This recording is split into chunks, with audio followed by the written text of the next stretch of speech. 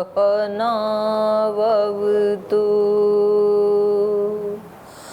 सहनौ भुनक्तु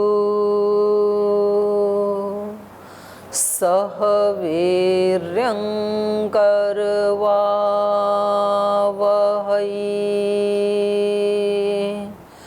तेजस्विनावधीतमस्तु मा विद्विषावहै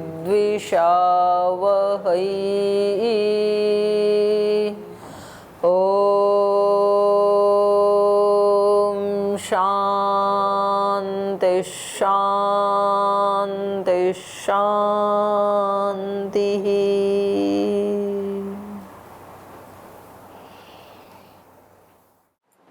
योग दर्शन का द्वितीय पाद साधन पाद हम पढ़ रहे हैं और इसमें योग के जो मुख्य 4 अंग हैं, हेय हेय हेतु हान हानो उपाय, यहाँ तक हमने पढ़ लिया। तो जो हान का उपाय बताया 4 नंबर पे, वो बताया अविप्लवा विवेक ख्याति, अखंडित ज्ञान। विवेक ख्याति माने जो तत्व ज्ञान है, तात्विक ज्ञान है, उत्कृष्ट ज्ञान है, असंप्रज्ञात समाधि का जो ज्ञान है, विवेक है, वो कैसा होना चाहिए? अखंड। ये है उपाय। ज्ञान खंडित होते ही नेगेटिव फोर्सेस प्रवेश कर जाती हैं हमारे चित्त में, नकारात्मक शक्तियाँ, और वो फिर हमें दुख देती हैं। तो वो उल्टा पुल्टा करके तब तक हमारे चित्त को नष्ट करती रहती हैं जब तक दोबारा विवेक लौट के ना आए, और जब तक दोबारा विवेक लौट के आए तब तक वो काफ़ी नुकसान कर देती हैं।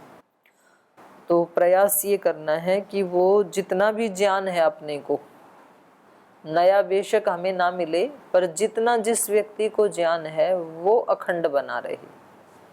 तो अपने आप को हम नष्ट होने से बचा सकें, इतना ज्ञान हर व्यक्ति को है। उसको बिना शास्त्र पढ़े भी इतना ज्ञान है। बस वो अपने उस ज्ञान को अखंड बनाए रखे, उसका सम्मान करता रहे, तो बाकी के ज्ञान तो अपने आप अंदर से अभिव्यक्त होते हैं फिर। क्योंकि सारे ज्ञान कहाँ हैं? अंदर ही हैं। यस्मिन् ऋचः सामयजुंसि यस्मिन् प्रतिष्ठिता रत्ना भाविवारा। जिस मन में साम, यजु और ऋक, अथर्व, सब 4 वेदों का ज्ञान उसी में है, मन में ही है, वो प्रतिष्ठित है। और ऐसे प्रतिष्ठित है रथ नाभौ इव अरा। रथ की नाभि में बीच में जैसे अरे लगे रहते हैं ना, चारों तरफ, तो जुड़े ही है ना उससे। तो सारा ज्ञान मन से जुड़ा हुआ है 4 वेदों का। तो वो अपने आप अभिव्यक्त होने लगता है। जैसे ही व्यक्ति अपने चित्त को थोड़ा शांत करता है, सात्विक करता है, निर्विचार करता है, अच्छे अच्छे भाव अंदर से आने लगते हैं, ऊंची ऊंची प्रेरणाएं अपने आप आने लगती हैं, अच्छे अच्छे वाक्य। तो ये कहाँ से आए? ये अंदर ही थे, वो अभिव्यक्त होने लगे वो सारा ज्ञान। तो व्यक्ति को लगता है कि कितना लिखूं डायरी में, ये तो एक प्रवाह की तरह से उमड़ रहा है। कहते हैं श्री अरविंद जब लिखते थे, इतना फास्ट लिखते थे कि एक ही दिन में 100 पृष्ठ, 200 पृष्ठ, दिन में कहाँ, घंटों में, कुछ घंटों में। माताजी उनके पास वो रख देती थी कागज, पेन आदि, बाहर का सब वो संभालती थी। और जब वो लिखने लगते थे, सावित्री को ये लोग अपना 5वां वेद मानते हैं, जो श्री अरविंद के अनुयायी हैं। और वो कहते हैं कि वो उस सामान्य चेतना प्रज्ञा की स्थिति में लिखी हुई कोई पुस्तक नहीं है, कोई नावल नहीं है, वो दिव्य चेतना से अवतरित हुआ ग्रंथ है। और ये सच्ची बात है। जैसे पूज्य बापू भी बता रहे थे ना कि संतों का भी अवतार होता है और ग्रंथों का भी अवतार होता है। ग्रंथ भी अवतरित होते हैं। कोई भी पुस्तक लिख दे वो ग्रंथ नहीं होती है। कोई भी लाल कपड़े पहने वो संत नहीं होता है। तो संतों का अवतार होता है, कहते हैं ना भाई अवतारी पुरुष है। ऐसे ही ग्रंथों का भी अवतार होता है। तो 4 वेद क्या हैं? अवतारी ग्रंथ हैं। और ऐसे ही ये मानते हैं इनको, सावित्री को। जैसे रामायण क्या है? अवतारी ग्रंथ है। अवतरण हुआ है एक दिव्य चेतना से उस ग्रंथ का। ऐसे नॉवल की तरह या कहानी की तरह लिखा हुआ ग्रंथ नहीं है वो। तो कोई भी कविता लिखने के लिए, कोई ग्रंथ लिखने के लिए व्यक्ति को पहले शांत निर्विचार अंतरतम की गहराइयों में डूबना होता है, और वहां से जो प्रस्फुटित होता है उसका एक अलग ही मिठास होता है। और ऐसे तो तुकबंदी तो करते रहते हैं लोग, पर वो एक दिन गाया अगले दिन भूल गए, एक लेख लिखा अगली बार लोगों ने भूल गया कि पिछली पत्रिका में क्या आया था। लेकिन जिसका अवतरण हुआ है तो वो अलग ही होता है। तो मैं ये बता रही थी कि सब कुछ अपने अंदर ही है, तो श्री अरविंद ऐसे लिखते ही चले जाते थे फटाफट, सैकड़ों पृष्ठ, सोचना नहीं पड़ता था कि अब क्या लिखूं। तो उनसे किसी ने पूछा कि आप कैसे लिख लेते हैं? बोले आप लिखने की बात पूछ रहे हैं, मेरे को तो मुसीबत ये है कि इतने भाव आते हैं, इतना उसका प्रवाह तीव्र होता है कि मैं तो कुछ को पकड़ पाता हूँ, बाकी को मैं लिखता समय पकड़ ही नहीं पाता हूँ। और ऐसा मैंने स्वामी जी का देखा, मतलब जो वो लिखते हैं ना, तो वो मतलब हाथ कलम यद्यपि बहुत फास्ट चलती है तो भी कलम तो मंद पड़ जाती है, दिमाग आगे निकल जाता है।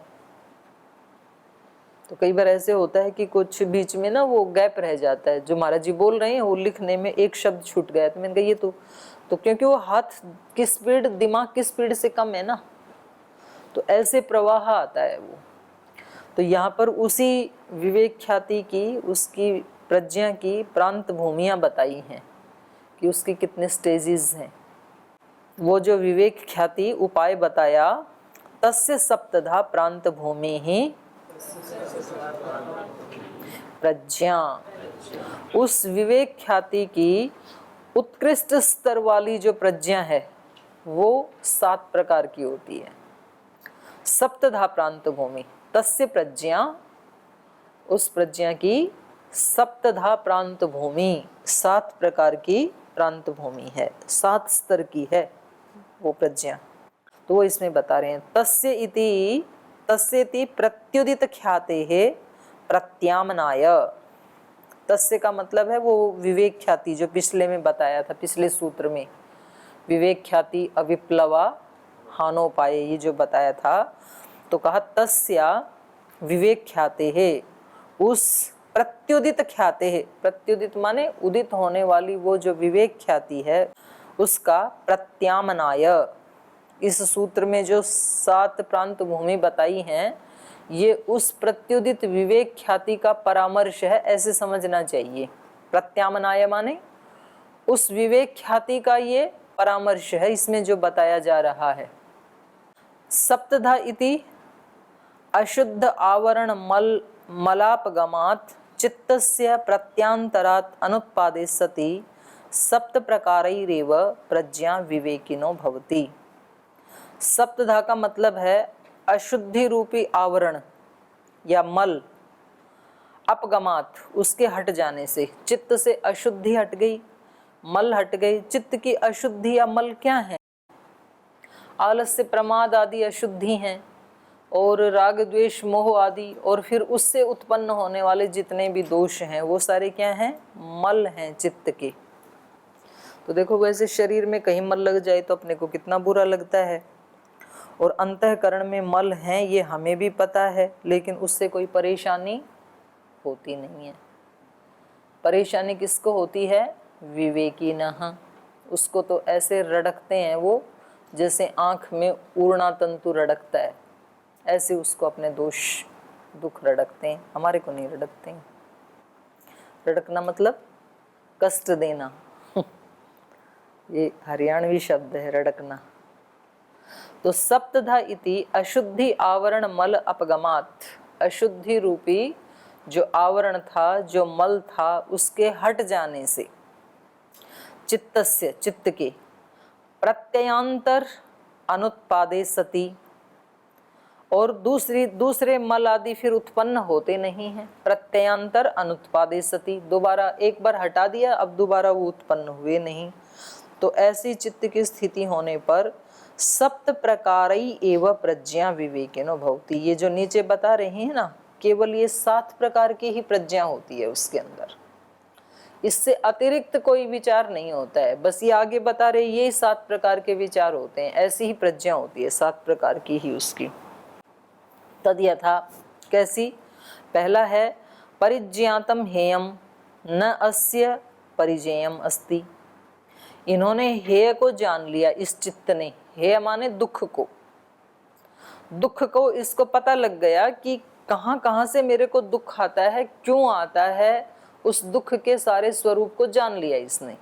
परिज्ञातम हेयम न अस्य पुनः परिजेयम अस्ति। तो अब और कुछ जानने के लिए इसके पास नहीं है, बस जानने के लिए क्या था? अनागत दुख, उसको जान लो। हेयम दुखम अनागतम, तो वो इसने जान लिया, तो दोबारा दुख आएगा ही नहीं। एक बार जब हमने जान लिया कि भाई मेरे को यहाँ से कष्ट होता है, तो उसको हमने हटा दिया, तो अब दोबारा वहां से नहीं आएगा। परिज्ञातम हेयम न अस्य पुनः परिजेयम अस्ति, दोबारा उसको जानने की आवश्यकता नहीं है। हमें बार बार क्यों जानना पड़ता है? क्योंकि हम पुस्तकों से जानते हैं, अपने अनुभव से नहीं जानते हैं। हम जब योग दर्शन पढ़ते हैं तब तो हमें पता लगता है हेयम दुखम अनागतम, लेकिन इसी सूत्र को हमें फिर दोबारा जानना पड़ता है, 3 जानना पड़ता है, 4 जानना पड़ता है, 1000 बार जानना पड़ता है, रोज रोज जानना पड़ता है, क्योंकि वो हमारी अनुभूति नहीं है। और जिस योगी ने इसको जान लिया, तो अब इसको दोबारा जानने की जरूरत थोड़ी है। जिस चीज को हमने एक बार जान लिया, हमने जान लिया कि ये विष है, इसको नहीं खाना, तो अब उसको दोबारा जानना पड़ेगा क्या? एक बार जान लिया कि आग में हाथ डालने से जल जाता है, तो अब कभी त्रुटि होगी क्या जीवन में? दोबारा जानना पड़ेगा कभी जलता है कि नहीं जलता है? ये डाउट आएगा क्या? नहीं आएगा। तो जिस चीज के बारे में हमें स्पष्ट ज्ञान हो जाता है, तो दोबारा जानने की जरूरत नहीं है। तो योगी का चित्त कैसा है? हेय को उसने जान लिया, अनुभूत कर लिया, तो अब उस हेय को दोबारा जानने की जरूरत नहीं है। कभी-कभी ऐसा होता है कि जानता हूँ, मतलब एक गलत लेकिन हो जाता है, तो जाना ही नहीं है ना, भ्रम है आपको। करने के बाद नहीं, बिल्कुल नहीं होगा, एक क्षण के लिए भी नहीं होगा। भ्रम है आपको कि जानता हूँ, वो आपने स्मृति में जाना है, किसी और का जाना हुआ है, आपकी अनुभूति नहीं है वो। अपनी अनुभूति होने के बाद एक बार भी त्रुटि नहीं होगी, एक क्षण के लिए भी। और या फिर आप जैसा आप कह रहे हैं, आपने जान भी लिया है, तो फिर वो आपकी अखंड नहीं है, आपका जाना हुआ। तो दोनों में से एक तो मिलेगा, तो अखंड भी रहना चाहिए। लेकिन जो गहरी अनुभूति है वो अखंड रहती ही है प्राय, उसमें बहुत कम चांस है खंडित होने के। खंडित तो होता है उधारा ज्ञान। उधारा जो किसी से लिया हुआ है वो कभी भी खंडित हो सकता है। तो अभी हमारा ये मतलब उधारा इस रूप में कह रहे हैं कि हमने सुना है, अच्छी बात है, सुनेंगे नहीं तो पता कैसे चलेगा? तो ये प्रथम स्टेप है। तो इसमें शास्त्र का अपमान नहीं, शास्त्र का सम्मान है, शास्त्र का बड़ा उपकार है हमारे ऊपर कि इन्होंने बताया तो सही, हमें इस दिशा की तरफ इशारा तो किया कि ऐसा भी होता है, और फिर हम अपना जो इसको पाने के लिए पुरुषार्थ करना है तब करना है वो हम करेंगे, और तब हम भी वही बोलेंगे जो शास्त्र बोल रहा है। तो इस व्यक्ति का परिज्ञातम हेयम न अस्य पुनः परिजेयम अस्ति, हेय को इसने जान लिया, अब दोबारा जानने की आवश्यकता नहीं है। दूसरा, क्षीणाः हेय हेतवः न पुनः एतेषां क्षेतव्यम अस्ति, जब जान लिया कि ये हेय है, तो उसके कारण को भी जान लिया कि भाई ये दुख है और इस दुख का कारण क्या है, तो वो उसको फिर क्षीण कर दिया। क्षीण कब तक नहीं होते हैं दोष?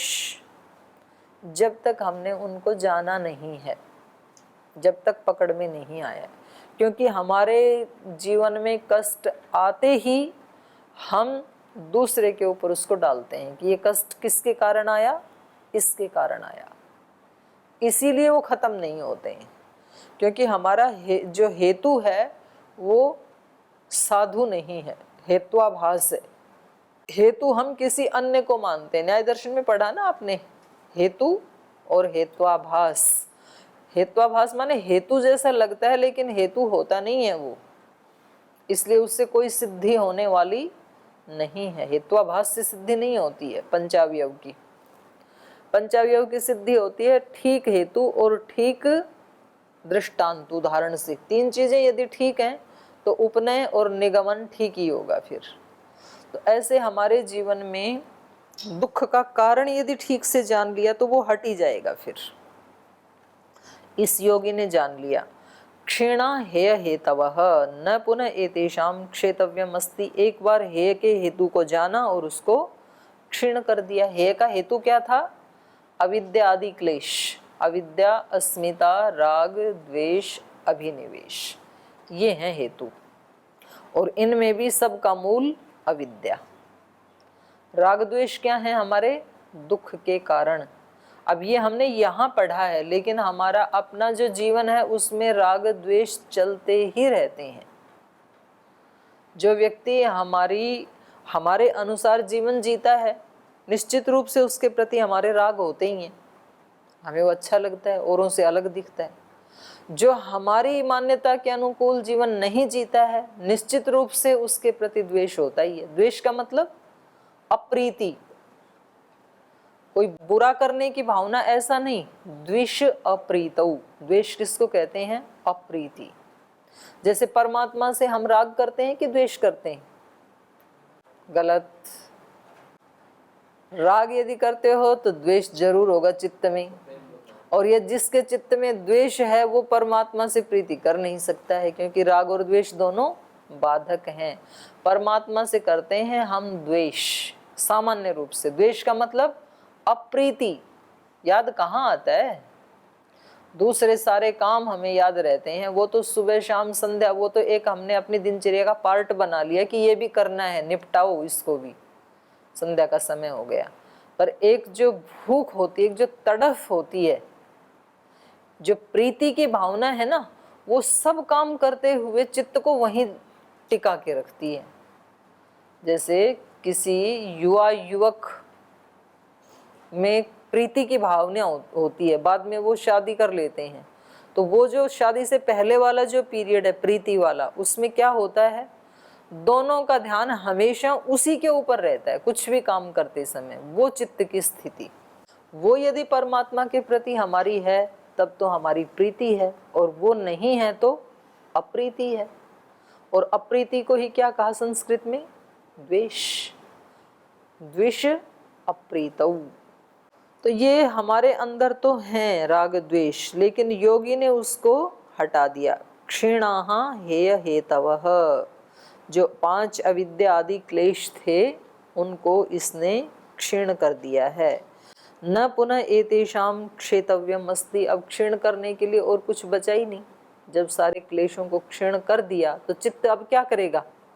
चित्त को तो परम विश्राम मिल गया, प्रशांत हो गया। तो जो हम बात करते हैं ना चित्त प्रशांत हो, तो प्रशांत कब होता है चित्त? जब अपने कर्तव्य को पूरा कर लेता है। कर्तव्य क्या है? क्लेशों को क्षीण करना, अविद्या आदि क्लेशों का नाश करना। क्योंकि व्यक्ति को विश्राम तभी मिलता है जब वो अपने कर्तव्य कर्म का पालन कर लेता है, उससे पहले नहीं मिलता है। उससे पहले तो वो जैसे उसकी तरफ से आंख बंद भी कर लेगा कि चलो मेरे को तो उधर देखना ही नहीं है, बेशक मत देखे, तो भी वो चीज चित्त पे बनी ही रहती है कि तूने जो कुछ करने योग्य था कुछ तो वो छोड़ दिया। अब आपको परीक्षा वाले दिन कोई कहे कि सो जाओ, कुछ नहीं पढ़ना, तो बेशक आप किताब ना पढ़ें, लेकिन नींद भी आएगी नहीं। क्यों? क्योंकि आज तो पढ़ना चाहिए था ना। और जिसने पूरी पढ़ाई कर ली, पूरी की पूरी पुस्तक याद है, वो व्यक्ति आराम से सो सकता है। पूरी याद है अपने को, जो भी आए पेपर में अपन लिख देंगे, तो उसके चित्त को विश्राम मिल सकता है। तो योग इसका चित्त कैसा है? क्षीणाः हेय हेतवः न पुनः एतेषां क्षेतव्यम अस्ति। अब दोबारा इसमें क्षीण करने के लिए कुछ भी है नहीं। तीसरा, साक्षात्कृतम निरोध समाधिना हानम। हान का इसने साक्षात्कार कर लिया, सुख का, शाश्वत सुख का साक्षात्कार कर लिया। कैसे किया? निरोध समाधिना। चित्त को निरुद्ध करके, माने चित्त की 5 भूमि है ना, क्षिप्त, विक्षिप्त, मूढ़, एकाग्र और अगली है निरुद्ध। एकाग्र से अगली निरुद्ध। तो चित्त को निरुद्ध अवस्था में, निरुद्ध अवस्था वाले मोड पे फिक्स करके चित्त को, और असंप्रज्ञात समाधि इसको हो गई। तो उसमें इसने हान का साक्षात्कार कर लिया। साक्षात्कृतम निरोध समाधिना हानम। भावितो विवेक ख्याति रूपो हानोपाय। और इस हान का जो उपाय था, उपाय क्या था? अविप्लवा विवेक ख्याति, वो इसने भाविता सिद्ध कर ली है। अखंड विवेक ख्याति को इसने सिद्ध कर लिया है। माने चित्त हमेशा कैसा बना रहता है? अखंड विवेक ख्याति वाला। तो ये सिद्धि मिल गई। भावित विवेक ख्याति रूपो हानोपाय इति एषा चतुष्टयी कार्य विमुक्ति प्रज्ञायाः। तो ये 4 प्रकार की जो प्रज्ञा है, ये कैसी है? कार्य विमुक्ति, कार्य से मुक्त हो गई। चित्त को ये 4 कार्य करने थे, वो चारों कर लिए। तो प्रज्ञा कैसी हो गई? कार्य से विमुक्त। कार्य विमुक्ति प्रज्ञाया, कार्य विमुक्ति प्रज्ञा के ये 4 प्रकार हैं। और 3 कैसे हैं? चित्त विमुक्तिस्तु त्रयी। 7 बताई थी ना टोटल। तो कह रहे हैं 3 जो हैं वो चित्त की विमुक्ति कैसी हैं? त्रयी। त्रयी माने त्रिगुण से भी मुक्त हो गया। अब ना सत्व का इसके ऊपर प्रभाव है, ना रजोगुण का है, ना तमोगुण का है। वो हैं यद्यपि, लेकिन होते हुए भी क्या है? न्यूट्रल हैं बिल्कुल। तो 4 प्रकार की तो कार्य विमुक्ति है प्रज्ञा की, और 3 प्रकार की चित्त विमुक्ति है, जिससे चित्त बना था। क्यों? क्योंकि चरिताधिकारा बुद्धि, जो मन था, बुद्धि थी या त्रिगुण थे, वो कैसे हो गए? चरिताधिकार। उन्होंने अपना काम पूरा कर लिया। इसलिए जो त्रिगुण है उनकी क्या स्थिति हो जाती है इस समय? गुणा गिरि शिखर कूटच्युता इव ग्रावणो निरवस्थाना स्वकारणे प्रलयाभिमुखा सह तेन अस्तम गच्छन्ति। गुणा, गुण का मतलब त्रिगुण। ये जो त्रिगुण हैं इनका क्या हुआ फिर? तो बोले ये तो ऐसे हो गए जैसे गिरि शिखर कूटच्युता इव ग्रावण। ग्रावण मतलब पत्थर। जैसे किसी पर्वत का ऊंचा सा कोई शिखर हो और उससे एक पत्थर नीचे गिर गया, तो उस पत्थर का क्या होगा फिर? चूर चूर हो जाएगा नीचे आते आते, मतलब वो उसका लय हो जाएगा। गिरि शिखर कूटच्युता इव ग्रावण निरवस्थाना। निरवस्थाना माने बिना किसी आधार के। अब उसका कोई आधार तो है नहीं ना, तो वो नीचे आकर के धरती में ही लीन होगा फिर। तो ऐसे ही ये चित्त निरवस्थान हो जाएगा, क्योंकि इसको करने के लिए कुछ बचा ही नहीं। स्वकारणे प्रलयाभिमुखा। तो ये जो त्रिगुण हैं ये अपने कारण में प्रलयाभिमुखा, अब प्रलय होने के लिए तैयार हैं, अभिमुख हैं, प्रलय की तरफ मुख है जिनका। सह तेन अस्तम गच्छन्ति। उस चित्त के साथ ही त्रिगुण भी अस्त हो जाते हैं। चित्त का नाश हुआ, चित्त के साथ साथ त्रिगुण का भी नाश हो गया, लय हो गया उसका भी। न च एषां प्रविलीनानां पुनः अस्ति उत्पादः प्रयोजना अभावात् इति। और एक बार जब ये गुण अपने मूल प्रकृति में लीन हो गए, चित्त एक बार लीन हो गया और उसके साथ गुण भी लीन हो गए, तो दोबारा अब इनकी उत्पत्ति नहीं होगी। क्यों नहीं होगी? प्रयोजना अभावात्, प्रयोजन ही नहीं है। वरना तो प्रलय अवस्था में जाने के बावजूद भी दोबारा उत्पन्न होंगे ये सृष्टि में, क्योंकि अभी हमारा चित्त चरिताधिकार नहीं है, साधिकार चित्त है, तो दोबारा उत्पन्न होंगे। लेकिन इस योगी के लिए दोबारा उत्पन्न नहीं होगी, चित्त दोबारा उसको लेने की जरूरत नहीं है, क्योंकि कोई प्रयोजन ही नहीं है। चित्त का जो प्रयोजन था वो पूरा कर लिया। एतस्याम अवस्थायाम गुण संबंधातीत। तो ये जो अवस्था है 7वीं जो ये बता रहे हैं, जब चित्त अपने कारण में लीन हो चुका है, त्रिगुण भी मूल प्रकृति में लीन हो चुके हैं, आत्मा अपने ही स्वरूप में प्रतिष्ठित है। एतस्याम अवस्थायाम, इस अवस्था में गुण संबंधातीत, गुणों के साथ जो हमारा संबंध था अनादि काल से, जिसको हम संयोग कह रहे थे, वो अतीतः, अतीत हो गया, खत्म। एतस्याम अवस्थायाम गुण संबंधातीतः स्वरूप मात्र ज्योति। और ये आत्मा कैसे रहता है? अपना जो इसका स्वरूप है, ज्योति स्वरूप, उस ज्योति स्वरूप में प्रतिष्ठित हो जाता है। अमलः, मल रहित, कोई मल नहीं है। केवली, केवल की अवस्था में पुरुष इति, ये पुरुष प्रतिष्ठित हो जाता है। अपना जो ज्योति स्वरूप है, ज्ञान स्वरूप है, अंधकार से रहित, अज्ञान से रहित, अमल मतलब अविद्या आदि मल अब नहीं है इसके अंदर, आत्मा में। और केवली पुरुष, गुणों से सर्वथा मुक्त, केवल अवस्था में रह जाता है ये पुरुष। एताम सप्त विधाम प्रांत भूमि प्रज्ञाम अनुपश्यन पुरुषः कुशल इति आख्यायते। तो ये जो सात प्रकार की जो प्रांत भूमि की प्रज्ञा है, इसको अनुपश्यन, देखता हुआ, इसको महसूस करता हुआ ये पुरुष कुशल इति आख्यायते, कुशल कहलाता है। इसको कुशल कहते हैं। पहले भी आया था ना ये शब्द, दूसरी बार आया है। कुशल किसको कहते हैं? जो कृतकृत्य हो गया, जिसने अपवर्ग को प्राप्त कर लिया, जिसने चित्त का कार्य समाप्त करके अपने कारण में लीन कर दिया, उसको कुशल कहेंगे। प्रतिप्रसवेपि चित्तस्य मुक्तः कुशल इति एव भवति गुणातीतत्वात् इति। और कह रहे हैं प्रतिप्रसव में भी चित्तस्य प्रतिप्रसवेपि, प्रतिप्रसव हो जाने पर मुक्तः, मुक्त हो गया ये आत्मा, कुशल इति, कुशल कहलाता है, इति एव भवति गुणातीतत्वात्, गुणों से अतीत होने के कारण इसको कुशल या मुक्त ऐसे कहते हैं। जी ओम प्रणाम पूज्य दीदी जी। ये तो फिर ऐसे व्यवस्था होगी कि एक बार जैसे चित्त तो अपने सारे जो भी मल वगैरह थे सब तो हट गए, चित्त तो फिर विलीन हो गया, फिर मनुष्य को दोबारा और आत्मा अपने स्वरूप में प्रतिष्ठित हो गई। तो फिर जो जन्म का जो प्रवाह है उसको तो फिर एक तरह से अब इस स्थिति में आने के बाद तो फिर आगे जन्म का विषय समाप्त हो जाता है। हाँ बिल्कुल। और जो जन्म मरण का बंधन वाला, वो कहते हैं कि आत्मा मोक्ष में जाने के बाद ही पुनः आती है, वो तो यहाँ विषय समाप्त है पूरा। अगर आएगा बहुत लंबे कालखंड के बाद तो उसको एक नया चित्त दे दिया जाएगा। इस चित्त का काम खत्म, इसको जो करना था, भोगपवर्ग दिलाना था, वो इसने दिला दिया।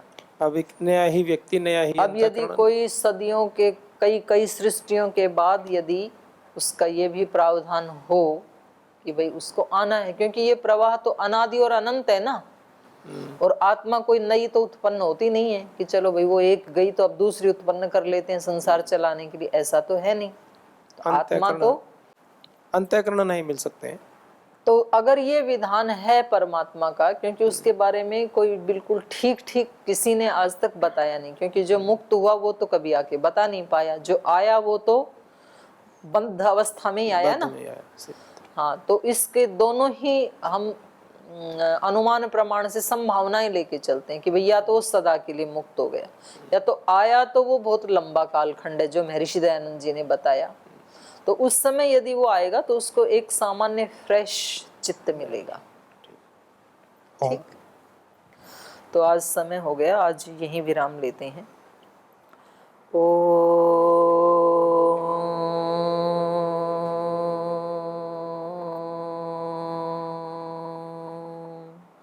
शांति शांति शांति। श्री गुरुभ्यो नमः।